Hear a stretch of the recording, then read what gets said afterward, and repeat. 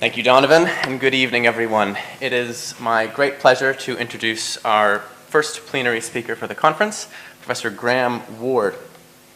Professor Ward will be known to very many of you. He is a Christian theologian of the first rank and has been involved in conversation about secularism and secularisms for a long time. Currently, he's the Regius Professor of Divinity here in Oxford. Prior to that, he held positions in Oxford and in Cambridge, and he spent 12 years as a chair in philosophical theology at the University of Manchester, where he also directed the Center for Religion and Political Culture. Professor Ward is the author of many books, including, especially recently. He first came to international acclaim as one of the editors of the influential volume Radical Orthodoxy, which some of you may have heard of. Radical Orthodoxy basically took the offensive against secular reason from the perspective of theology in very interesting ways that we're still thinking through. But Graham has wide interests beyond this as well in theology of culture, of cities, in critical theory. Most recently, a lot of the conversations we have are on neuroscience and cognitive sciences.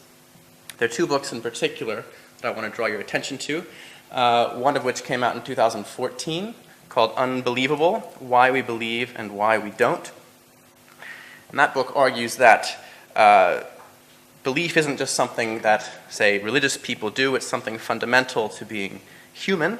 And again, of particular interest is Graham's analysis of secularism as a belief system, as a kind of ideology, as an unacknowledged epistemic scaffolding that's on the same kind of plane as other belief systems in certain ways. Most recently, Graham wrote the first volume of a projected 4-volume systematic theology that he's currently working on now. Volume 1 is called How the Light Gets In, and it came out with Oxford University Press a few months ago. It's what he calls an engaged systematics. But I'll stop there and let Graham begin. Thank you. Thanks.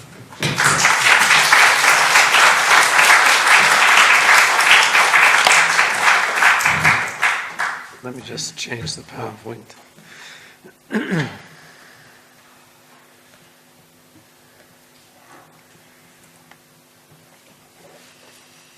Let me state at the beginning what I'm actually wanting to do in this paper and in this presentation. The aim is to loosen the associations between secularism, modernity, and atheism, and open a space for future refashionings of religious traditions and their continuing impact. There is no warrant for the association between secularism, modernity, and atheism. In fact, that is the point that I'll be trying to show and demonstrate throughout. The power, though, of this set of associations lies in its role in public rhetorics and cultural narratives, which have constructed certain accounts of modernity that bind us. For example, Charles Taylor's understanding of the immanent frame. We get then caught up with juggling the concepts that actually stitch secularism into a public disavowal of the transcendent, the divine, or broadly God. Now, my own sense is that this set of associations is being contested today, and it's being considerably weakened through that contestation. And under the gravity of this weakening, there is pressure either to get rid of the word secular as no longer a term with any explanatory or analytical power, as in post-secular, or rethink secular in a way that severely limits its current employment. Because as far as I can see, its current employment is mainly by reactive and threatened religious groups and by national governments. The paper is structured according to several topoi. First, I'm going to begin by sketching and plotting rapidly a semantic shift in secularism taking place in France at the moment, in fact, accelerating from today onwards. And I'm going to use that as a cameo for both our current situation and the traditions of thinking that have brought us to this situation.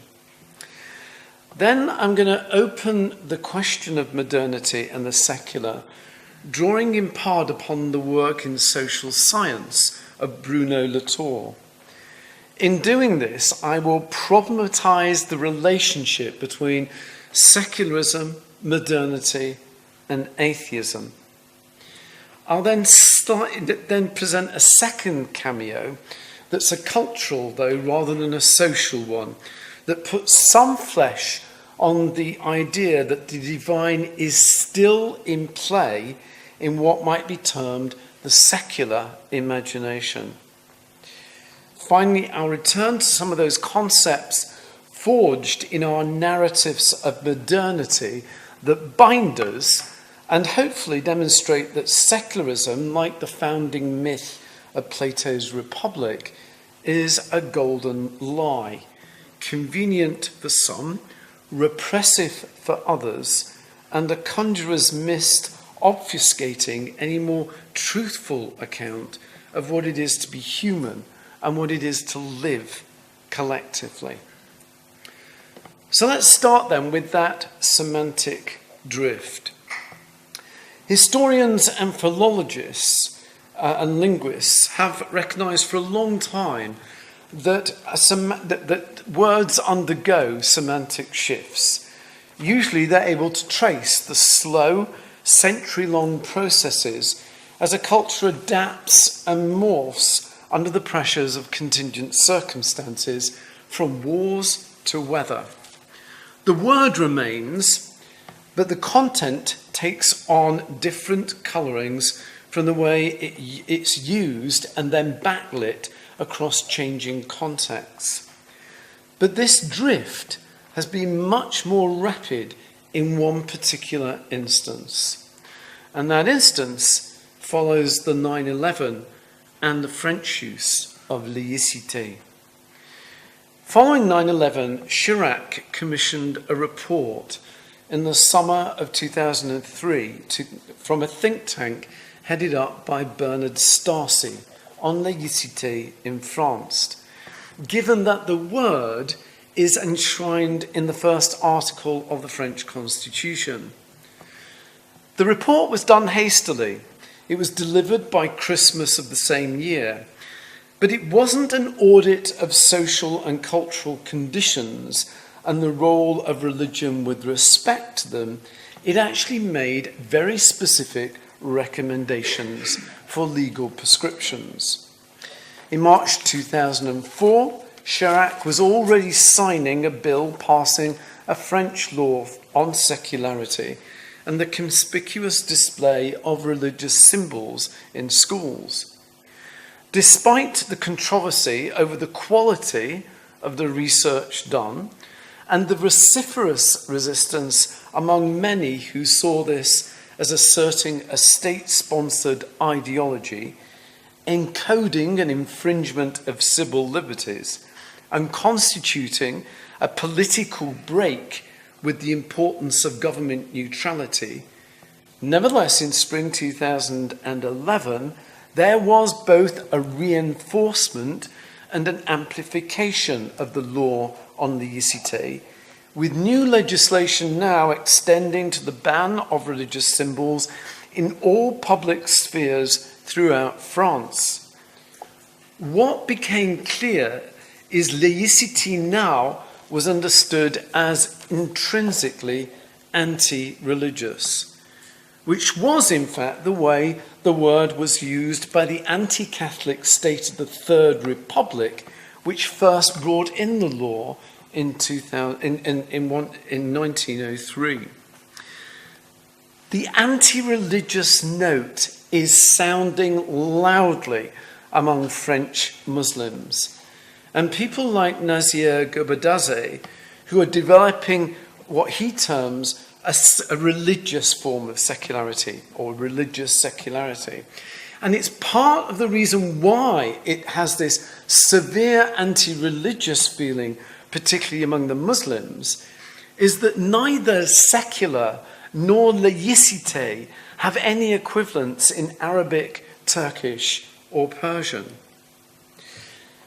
Now, there are a plethora of issues here that I haven't time to treat concerning terrorist threats to national governments, the perceived failure, if not complicity, of multicultural projects with respect to those threats, recourse to an older right-wing political strategy towards assimilationist policies, and a fear of rising Islamophobia in a nation-state with the largest Muslim population in Europe.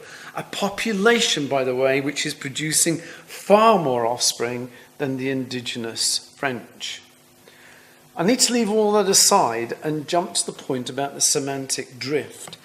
For the terrorist attacks on Paris in January and then November last year, and the terrorist attacks which have happened subsequently, not least the one this morning, have affected a change with respect to, and something of a crisis in France with respect to, laicite. First of all, the publicity that accrued to such an event made evident to the world that France is not a secular state. Most French newspapers this morning had the priest who was killed on the front page with the word martyrdom there. And in fact, what Hollande was doing this morning, the first thing that I think a French president has done for decades and decades was call religious leaders together to actually talk about what was going on in the country as an official kind of platform within the government itself with the president. I've not heard of that being done. I can't even remember a French president that has done that in the past, even Nicolas Sarkozy. So this is bringing about then a kind of change in things, in what was used to be, and what was conceived as France, the most kind of advanced secular state in Europe. Here you have not only the Catholic priest, but in the Paris attack in January of last year, you had the Jewish supermarket under fire. You had a supermarket that served a large Jewish community in the heart of Paris. Here also was a Muslim quarter served by mosques, devout people going about integrating their worship and beliefs into very ordinary occupations, from bar owners to gendarmes.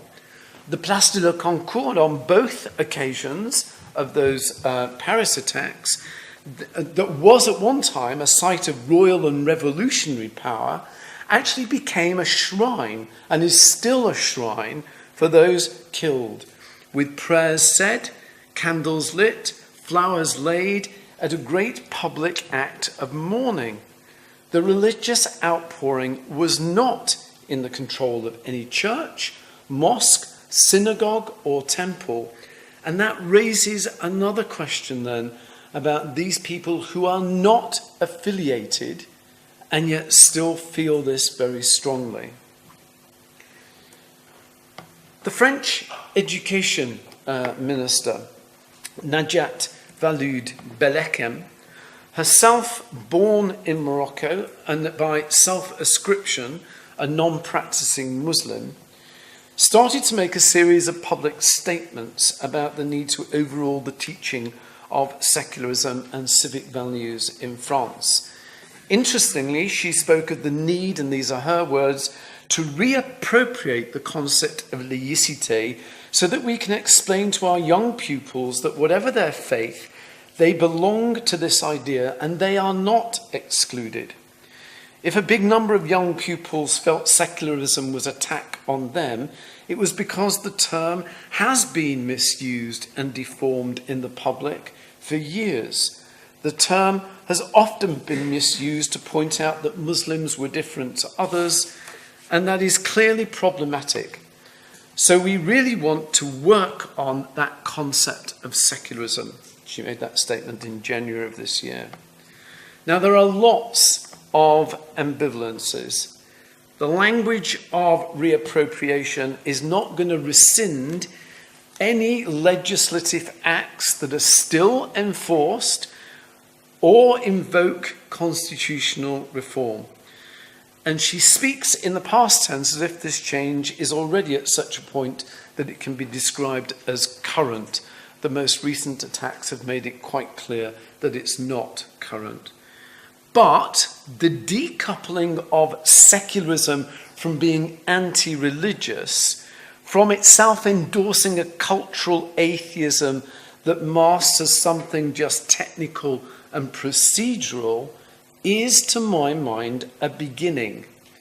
And the move towards secularism as actually meaning neutrality, passively, or more actively the pursuit of equality before the law and with respect to education and opportunities for human flourishing, or even better, inclusivity, means the semantic drift is underway in a direction that should be welcomed and encouraged. Although, given what we've heard very recently, we cannot underestimate the recent waves of new migrations into Europe, bringing new levels of xenophobia and heightened right-wing sympathies. The way ahead is not going to be easy.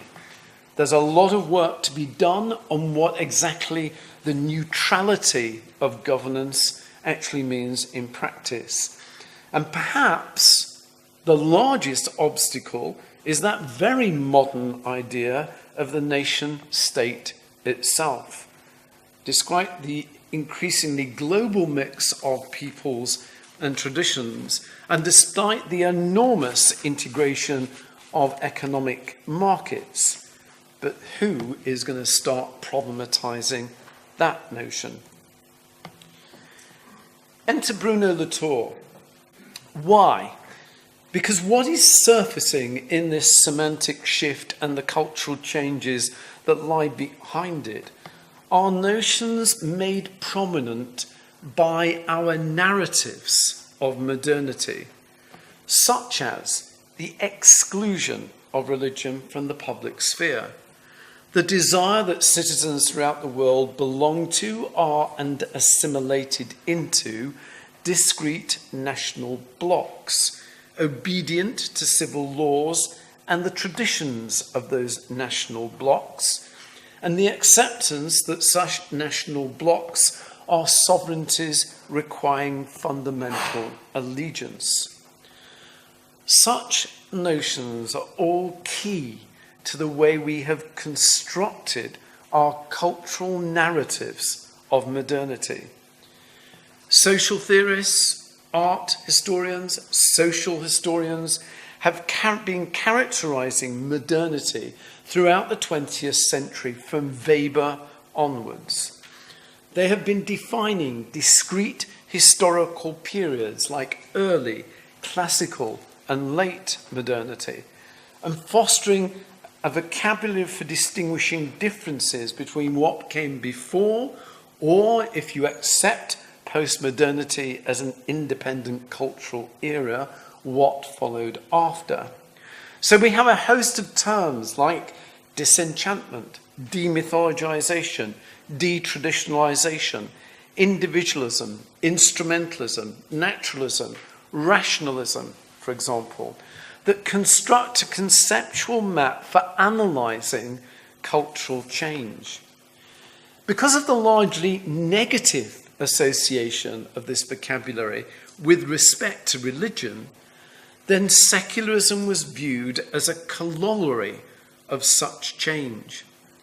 And so we get, in Charles Taylor's monumental book, A Secular Age, a host of terms defining both modernity and secularism in terms of a buffered self, the immanent frame, the great disembedding, and exclusive humanism, just to put together the main ones.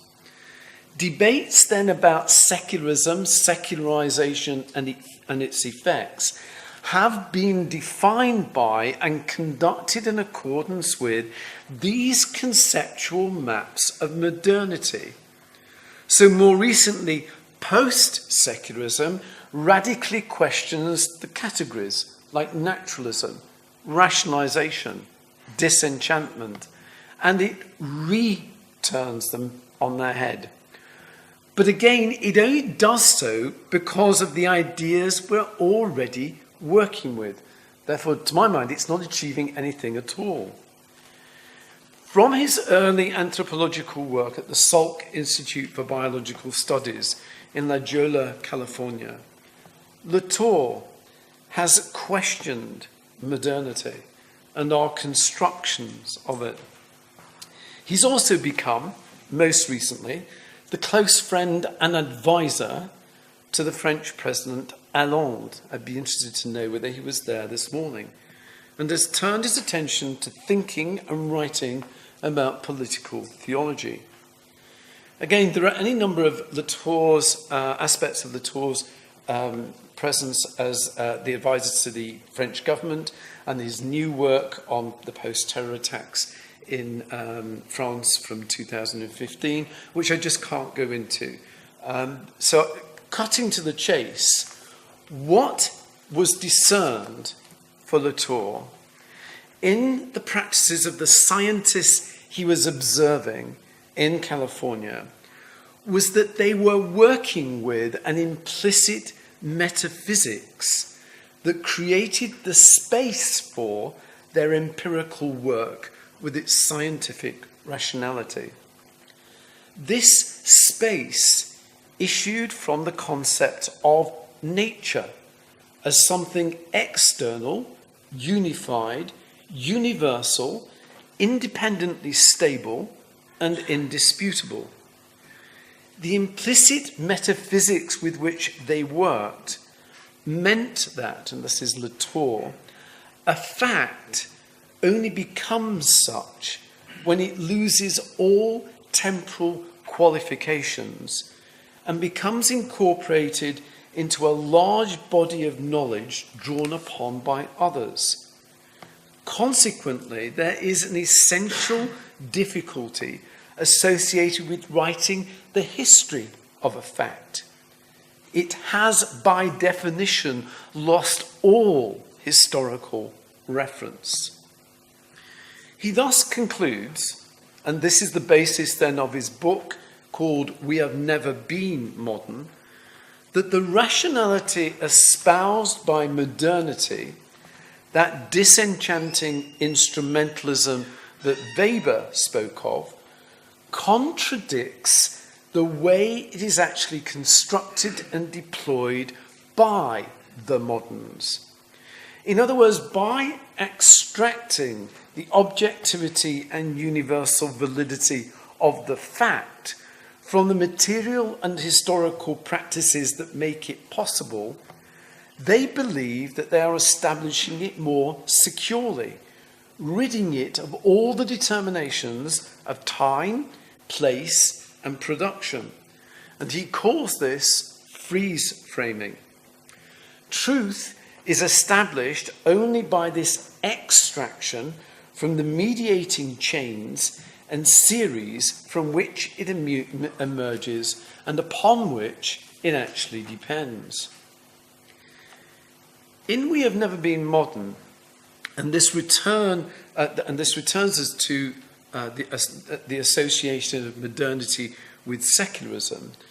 In that book, Bruno Latour examines the contradictions, both in terms of scientific and political practices, and concludes that they all rest upon a fundamental premise: the God that is crossed out. The French is quite important. Le Dieu débarré au jeu, which actually means the God who is ruled offside, as if in a game of football.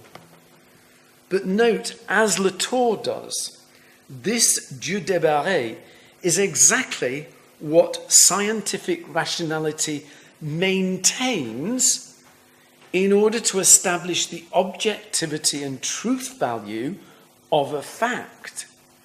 So however much modernity's constructions rule God as offside, what has been traditionally understood as God haunts those self-same constructions, albeit shorn of any explicitly religious dressing.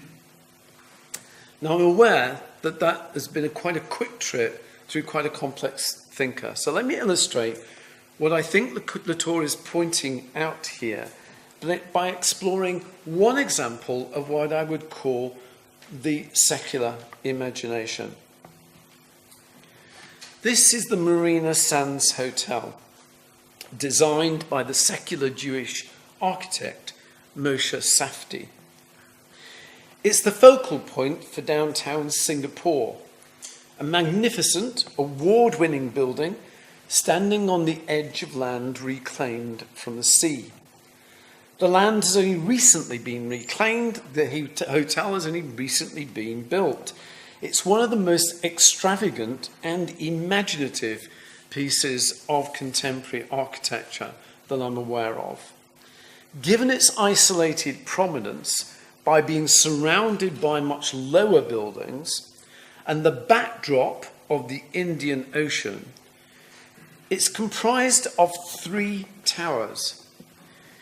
Each tower is in the form of an Egyptian ankh, or 2 playing cards resting against each other. So from 6 split bases, it rises 70 stories to form 3 plinths. Resting across these plinths at the highest elevation of the building is an ocean liner.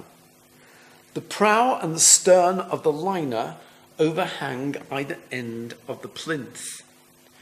The whole spectacular complex of Marine Bay Sands houses multiple bars, restaurants, a museum, 2 theatres, a conference centre, a vast 2,500-roomed hotel, and a casino. And it rises from sea level to a 2.5-acre sky park, almost 700 feet above the city, with its own jogging paths and a vast infinity pool lined with palm trees and sunbeds. At night, the mythological resonance of the architecture sings across the city. 3 gargantuan pillars upon which a ship sails through the vast constellations of the universe, framed by dark stretches of the Indian Ocean and the cosmos. Of course, the liner goes nowhere, but among the passing clouds or the shifting moon and the stars, it appears to be sailing through time and space and totally indifferent to both. It's technological ingenuity that uses gravity to offset the effects of high wind and seismic effects is built on money, $5 billion worth. It's built to generate more money, and it's locked into Singapore's tourist economy, not least because the huge and controversial casino it lodges has certain tax exemptions on winnings. It's an icon of modernity's progressivism. But what is most evident in the whole of its form and activities is a yearning to transcend the labours and belittlements of ordinary lacklustre existence. It's a yearning for escape into more enchanted realities, escape war, famine, migrant crises, economic depressions, homelessness, sickness and mental frailties, all going on down there in the city below. In fact, in the harbour below, when I was there, it's full of ships at the moment lying idle because trade is so poor due to the glut in oil and manufacturing industries in Southeast Asia. At night, with a vodka martini costing you an eye-watering amount of Singaporean dollars, you can sit in a balmy breeze coming off an ocean warmed by the equatorial sun, fanned by tropical trade winds, and stare out across the infinities of space as the Earth slowly turns and the planets circle the sun. The more vodka martinis, the deeper the experience of transcendence, such that one might imagine a new religion being born here. Imagine, that is, until you get your next credit card statement. Because, of course, all this comes at a very high price. But it's not the price that interests me, or the fact that such experiences are reserved for a tiny portion of the world's population.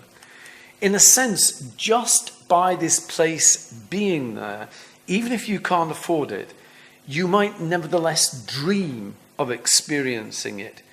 If I win the lottery, or that game show, or that radio competition, if I come into an inheritance, if my book gets the global attention it deserves and gets translated into 30 different languages.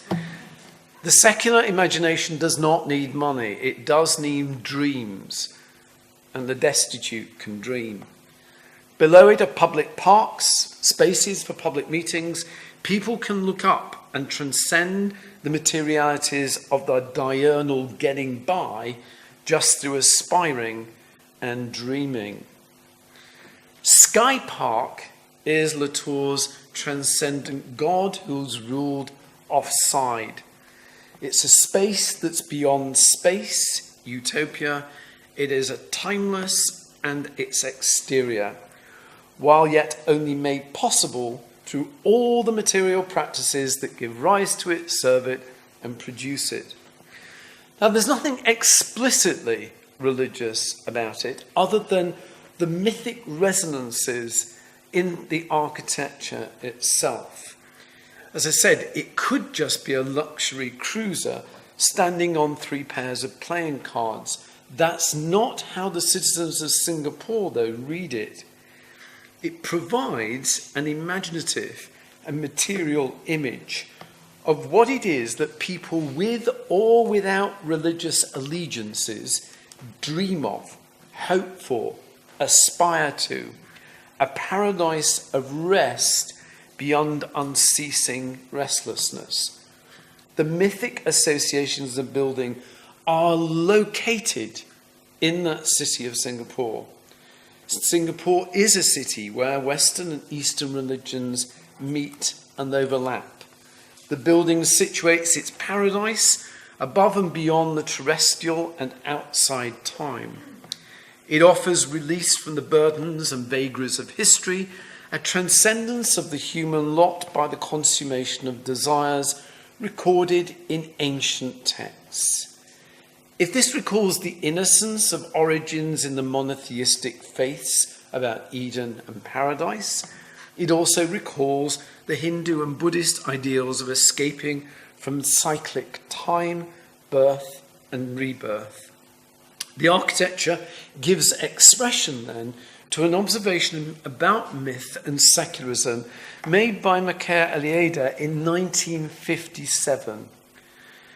This is Eliade. In the great majority of individuals who do not participate in any authentic religious experience, the mythical attitude can be discerned in their distractions, their ways of being entertained, as well as in their unconscious psychic activity, dreams, fantasies, nostalgia.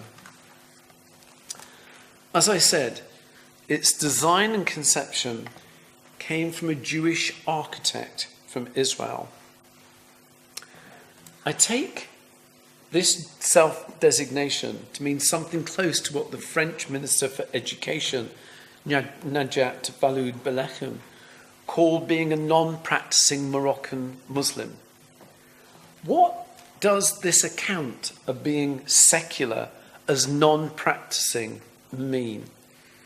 For no one's divorced from a tradition of thinking, evaluation, and cultural practices. That's why traditions cannot be de-traditionalized. They can only undergo transformation that re-traditionalizes.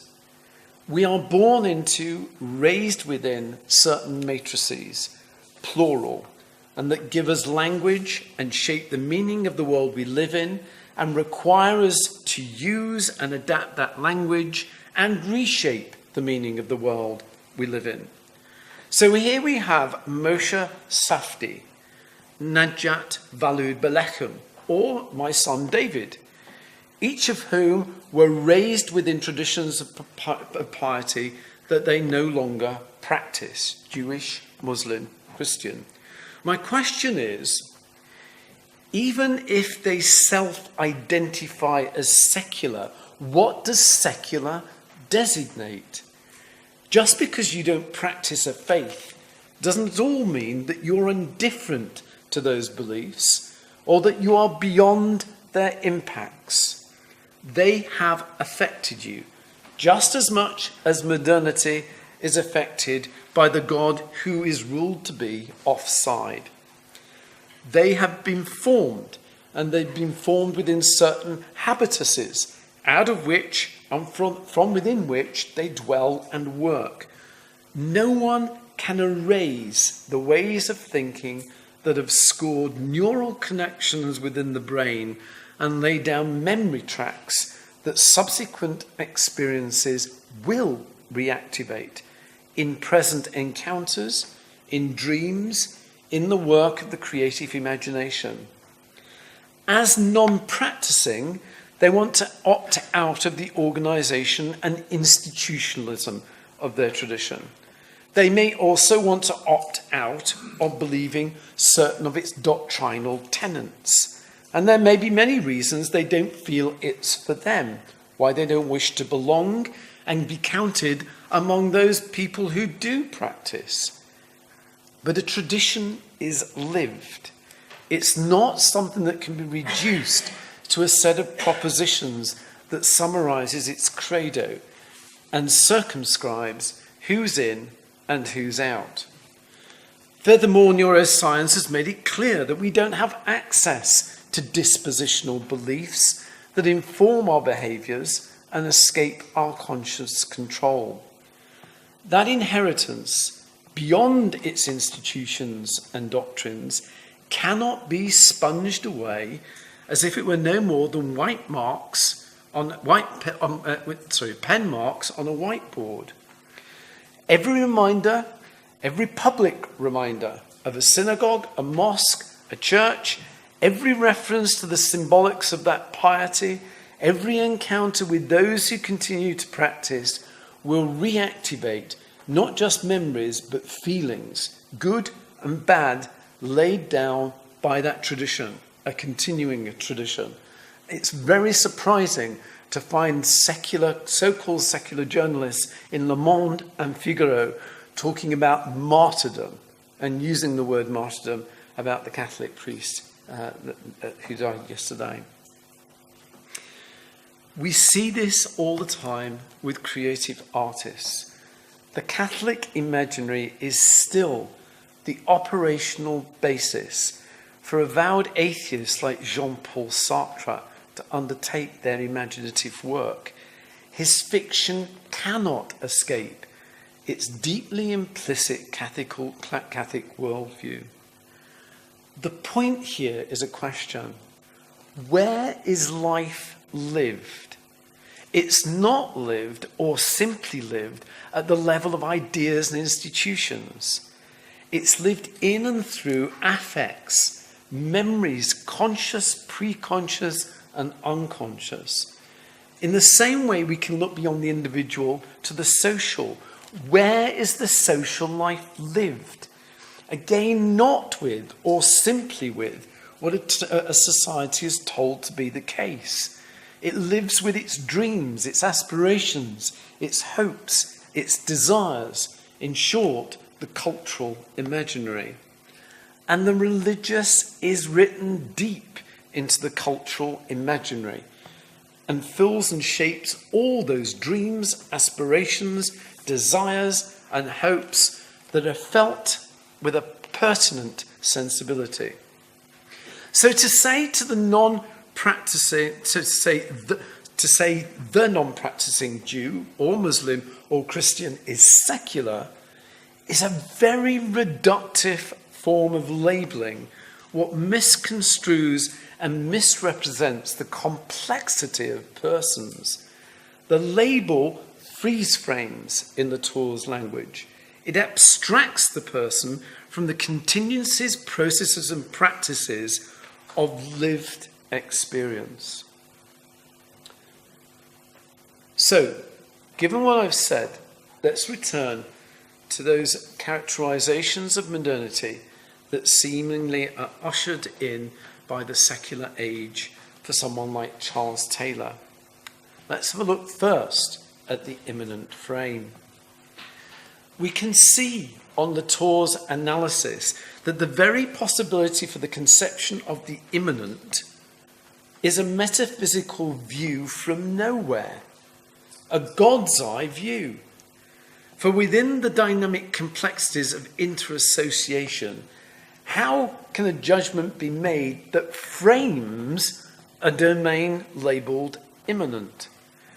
There can only be what is, which is a pluralist ontology shot through with difference and otherness, because otherwise there can be no movement and no relations. And where there is difference and otherness, then there's exteriority and there's transcendence. How, in any unfolding of pluriverses and gravity waves, can we determine the limits of immanence? Never mind, frame it as such. I am not a tree. The recognition that I am not a tree is the recognition of otherness, and transcendence is written into alterity. So who can demarcate where immanence begins and transcendence ends? Certainly, it is an exteriority and transcendence that's always qualified. But any notion of a purely immanent state is a metaphysical and theological claim, a claim from a divine perspective that has been ruled offside, débarré au jeu. Second one, the buffered self. Everything from cell biology to neuroscience informs us that nothing exists in a monadic state. All things are interdependent. The single cell has no existence outside of the molecular structure that makes it possible, and the organization of other cells into an electrochemical exchange that's the basis for sentience and life itself. Consciousness is not an abstract property. It is only possible in and through relation to the world and sensory motor processing in the brain. Any notion we have of a self or an ego is dependently arisen, emerging from socio, bio, psycho enactments. Now, this isn't to say that we can't create philosophies and ideologies describing states of social atomism and value systems around the cult of the individual and the personality. But we cannot read off from such philosophies and ideologies in their construction and dissemination that they are and were incontestable truths that govern life from then on. Descartes' famous elaboration of the cogito was not how Descartes lived or could live. And as Marion, among others, have shown, it's internally inconsistent. And Descartes knew that. And the last work he did on the passions indicates this. Kant's transcendental ego is a fabrication Kant himself recognized. And the deduction that gets us to the unity of apperception is riddled with difficulties, as Paul Franks has recently shown. As Foucault concluded at the end of his book, The Order of Things, man cannot posit himself in the immediate and sovereign transparency of a cogito. Furthermore, the establishment of the analytical abstraction of buffered selves occludes the great 18th century explorations into sympathy, empathy, and fellow feeling that became the basis for the advocacy of a new social sensibility to govern both ethics and action. Hobbes may have championed the ubiquity of self-interest, but this was challenged from Shaftesbury onwards. Whatever the claims, there never were and never can be buffered selves. We have created their history, just as we have created the history of the immanent frame, and we similarly have created the notion of disenchantment. Mechanical and instrumental, the mechanical and instrumental may have reached its apogee with Newton, but so did the researches of alchemy. The inquiries into the organic processes, not only in the world, but in the relations between human beings and the world, and the creativity of the imagination sensed by Addison, extolled by Burke and Adam Smith. While human beings have the capacity to imagine and the curiosity to quest, there will never be a world without wonder. There will never be a disenchanted world. The creative surge of scientific inquiry joined the creative surge of artistic endeavour. By the mid-18th century, both enterprises were being viewed as the exercises of the imagination, of longing and of belief formation. As for exclusive humanism, there are as many humanisms as there are anthropologies and worldviews.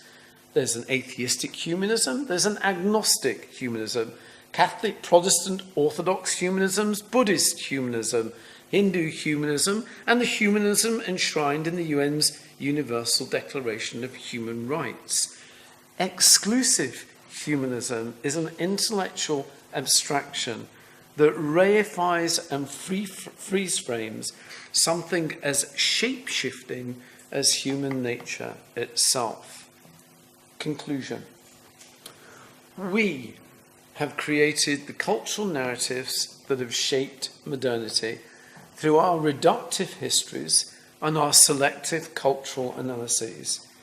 It is a cultural condition that we have fabricated and promulgated, in which secularism is viewed as both an inevitable destiny and a de facto condition, a neutral space that is a purely metaphysical and theological construction. That is, a space that is nowhere, utopian, and timeless, anachronistic. We have never been modern in the way the categories have defined being modern, and we have never been secular in that way either. I agree with Latour. Now, under the pressure from the proliferation of modernities and the genealogies that question the stability of the cultural givens that we have inherited, under the pressure of a global phenomena in which religions cannot be erased or God ruled offside, and with the increasing inadequacy of describing as secular the bureaucratic ideal of impartiality, then we have to face the complexities of the way things emerge in the way things are lived. That doesn't prove the existence of God, as if the existence or non-existence of God could ever submit to itself to human demonstrations. But it enables us to recognize traditions of pieties exist, and as far as we know from the remnants of Neanderthal burial sites, they have existed in one form or another since probably Homo erectus, and so always will. With this, we find finally that we can return to one of the subtitles of my presentation, Secularism as a Golden Lie. It's a reference, of course, to Plato's Republic and the foundation of a polity upon a lie that's necessary for its establishment, a founding universal myth. Modernity is the founding myth here. The myth of a new start. The myth of being able to put the past behind. The myth of that start created in all the images of light that separated from the dark superstitions that reigned before then. This is the golden lie that we have constructed and inherited. The secular as God being ruled offside was the necessary condition for that foundation, as Latour's pointed out. Georges Sorel taught us more than a century ago, myths cannot be dissolved through processes of rationalization or demythologization. And it is not the case that the myth of the modern is totally without good effects. It has, to return to Plato, founded a republic of sorts with enormous benefits, even if what the secular in Western Europe now identifies and consolidates is not necessarily that democratic, but actually more a bureaucratic state. But it has to be recognized as not in itself the way things are. It is not the true case of what is. It is an account of what is, riddled with the fractures of its mythic foundations, like the crack in Henry James' Golden Bowl, that requires us to reconsider its value. In the re-evaluation, things can be lived differently as we move as human beings towards a greater holism in, through, and with our religious proclivities. If we don't undertake this re-evaluation, then we will continually be wrangling with and even waging war against conceptual ghosts, fears, risks, and threats that don't actually exist. Thank you.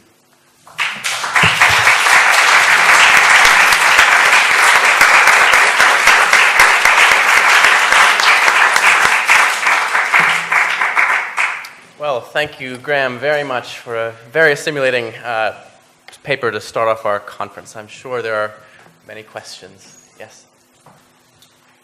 Yes, thank you very much. I have two questions. That was a very stimulating lecture, a wonderful way to start the proceedings. You also covered a huge amount of material. And so if I can spread my two questions, one specifically in relation to Charles Taylor here, but then also reflecting on your reading of this hotel in Singapore, which I have to confess to not knowing anything about, but nor the architect. But from what you said, the architect self-identifies as a secular Jew or a non-practicing Jew. Mm-hmm. If I understood your argument, it was that the architecture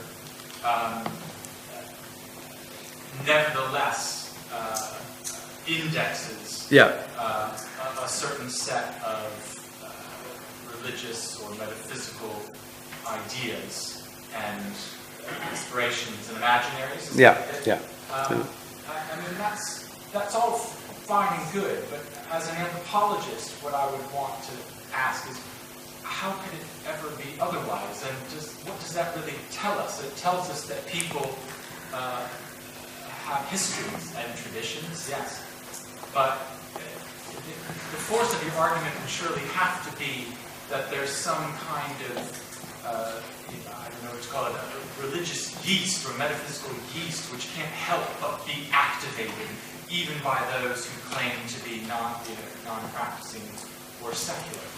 But couldn't we say that it's very likely a building of this nature built by a practicing Jew would actually look very different, or at least have very distinctive features, and that the differences actually do tell us something that distinguishes a self-identified secular sensibility or non-practicing sensibility. So that's, I hope that makes sense, but I guess I'm just trying to push you to clarify whether you're saying that there is some kind of constant metaphysics that we simply can't escape, and it will manifest itself irrespective of our own sensibilities and desires.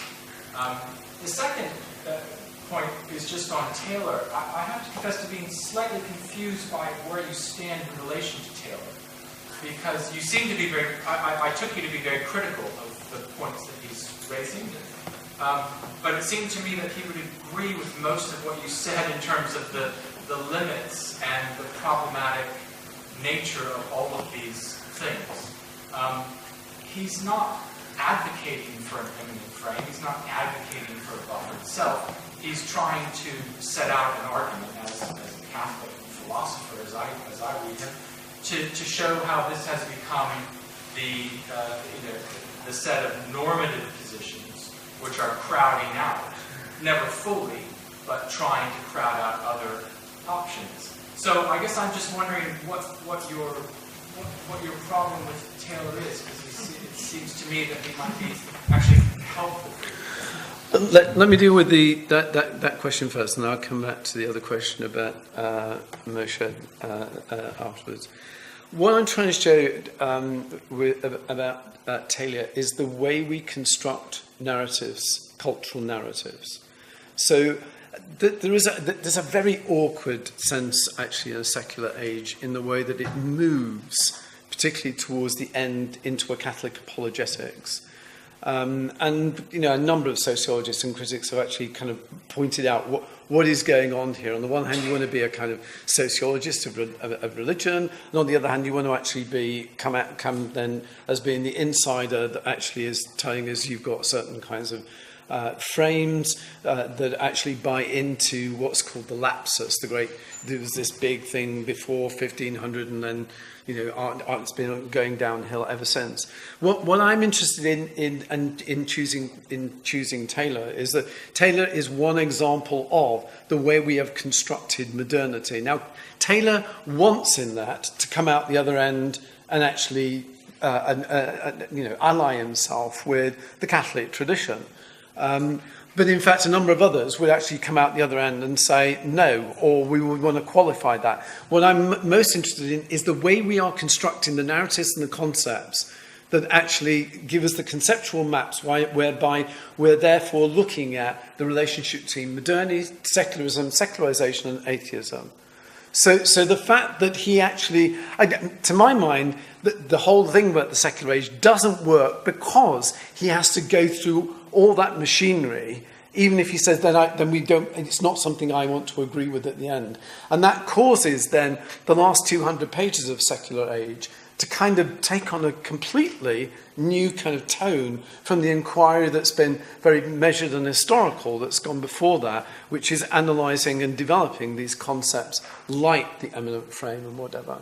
So I'm interested in the way he's constructing modernity rather than his own particular Catholic standpoint, and seeing that as one example of several others who are constructing conceptual maps of modernity, and then we're trying to locate ourselves, whether we're beyond that in post-secularism, or we're still in that, or we're with some kind of critical secularism.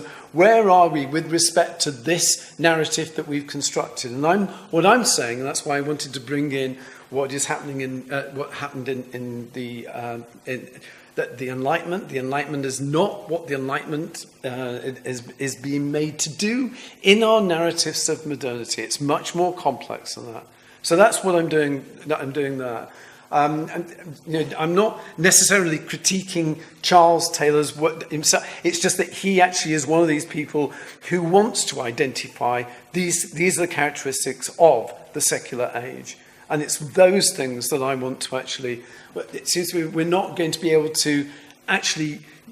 unless we're going to create better and deeper narratives that unlock these things, we won't be able to get an understanding of where we are now, which is what he wants to get to in the last part of that book. In terms of the secular Jew, what I'm trying to explore there is the nature of what I call the secular imagination. And I do want to question... I'll give you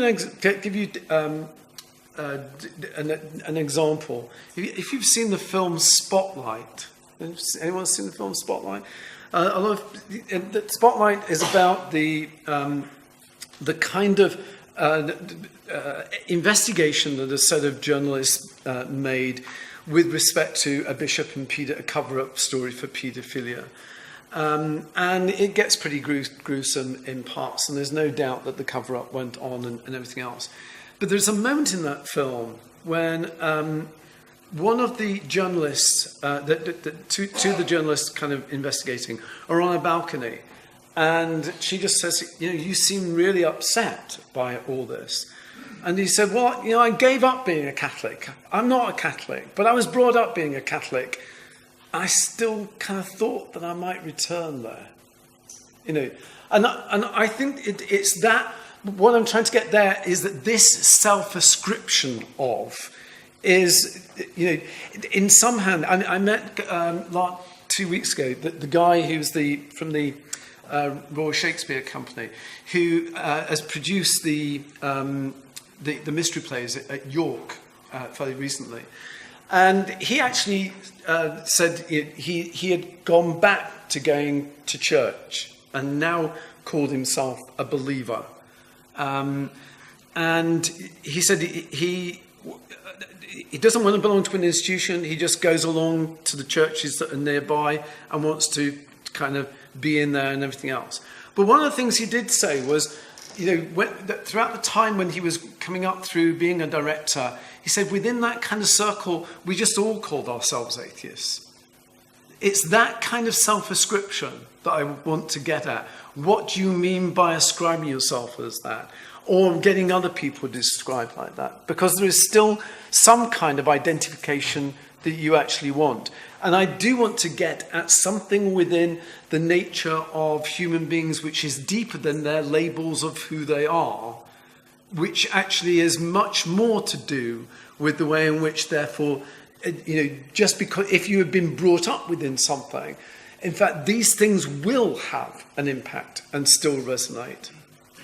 So I could go on a lot there about the nature of the imagination and the nature of the mythological, but I'll hold it there because there may be other people that want to ask questions. Gentleman in the second row. Two short questions. Whom do you mean by we who have created modernity? Is it the theorists of the 21st century or 20th century, or do you include the Renaissance authors, the philosophers of modernity like Locke, Kant, Rousseau? No, I'm just talking about the modern historians of... Then what are you doing with those theorists, also artists, who had the idea that they created modernity? So they had the concept of modernity. They had the idea, we create something modern, new, different from medieval times, different from former times.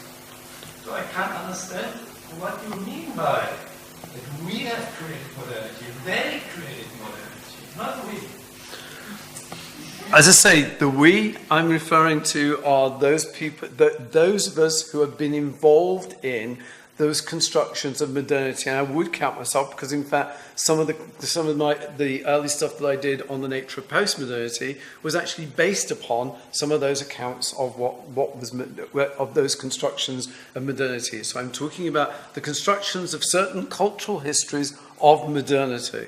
Okay, but what do you do with those authors of the Renaissance, of the 17th century, of the 18th century, who all had the idea they create modernity? But why would I need to do anything with them?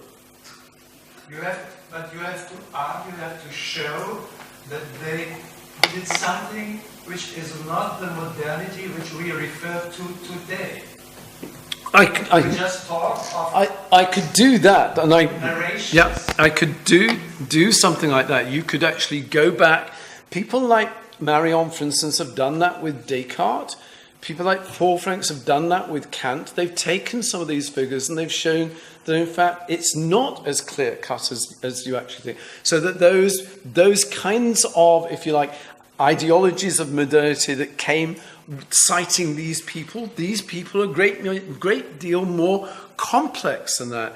The whole kind of turn at the moment in Kantian thinking is rediscovering the nature of the imagination and how important it was to Kant. Now that does mean rereading and reappraising these people.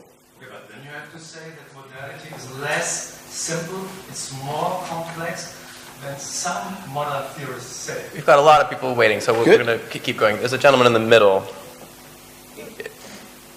Yeah, you. The black shirt. Thank you for that great presentation.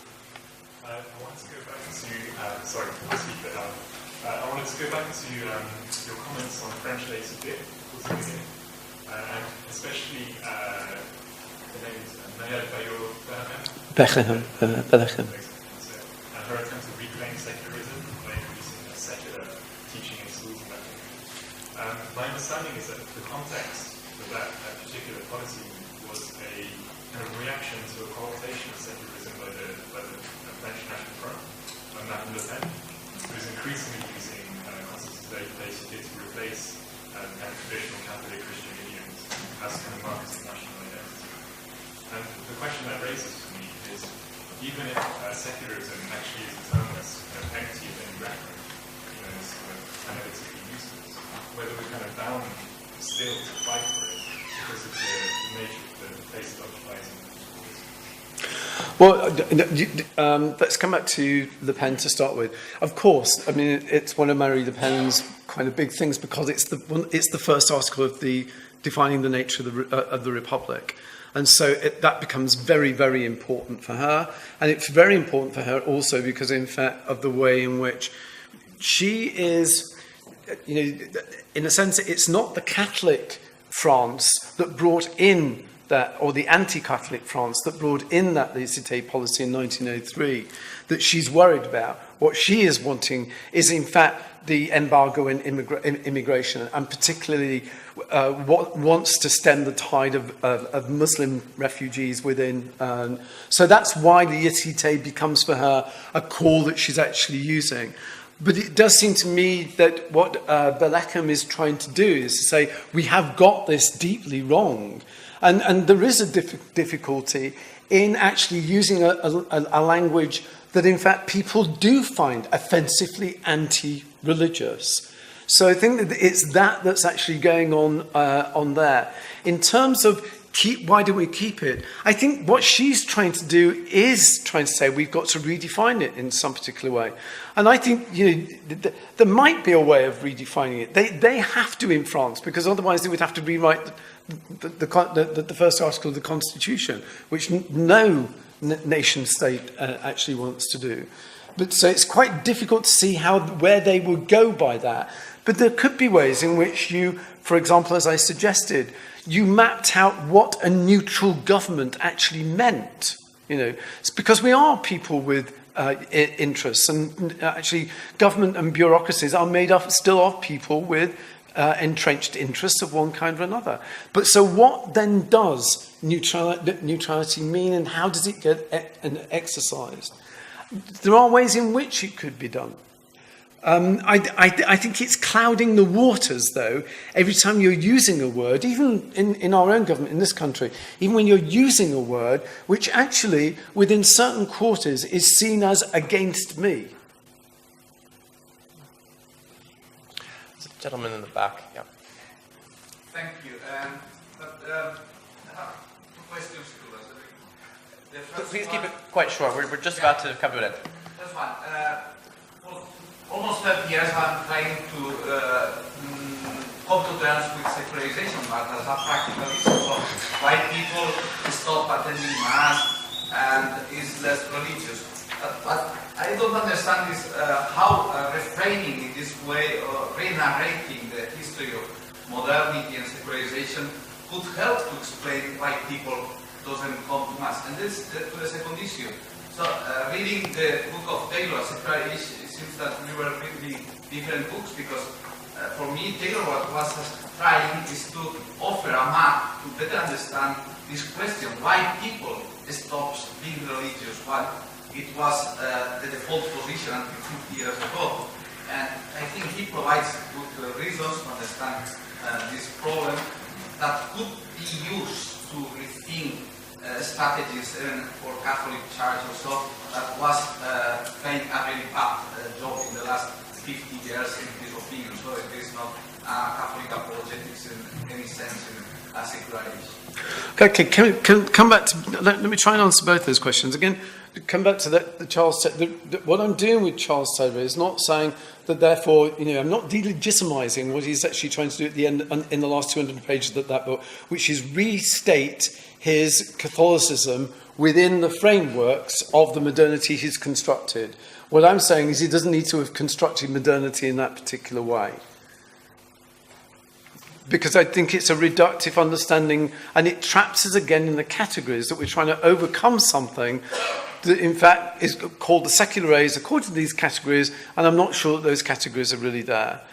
In terms of the secularization, and in terms of attendance at Mass, or whatever, we've got to uncouple some certain things here, and I can only talk about the British context. In the British context, the actual church attendance and everything else, the peak of that was in the late 1950s. There was no secularization before the late 1950s. There's a dramatic decrease in from the 1960s. Okay, dramatic decrease. It's interesting that the same dramatic decrease is not only in religious attendance, it's in belonging to a trade union, and it's in belonging to a political party. In other words, what we're dealing with here is a move away from institutions, a whole skepticism about institutions. Remember, the 1960s in this country, in fact, probably in most countries in Europe, was some of the most active public conversations about religion because of Vatican II and because of the myth of God incarnate and the whole kind of questions that were actually being raised. So, in fact, if you wanted to dig below that kind of, why are they not turning away, then in fact, we've got to put it within that kind of framework. It seems to me that by the time you get to 1970, then you are already seeing a massive change which comes because of not Christianity, but the politicization of Islam in Iran.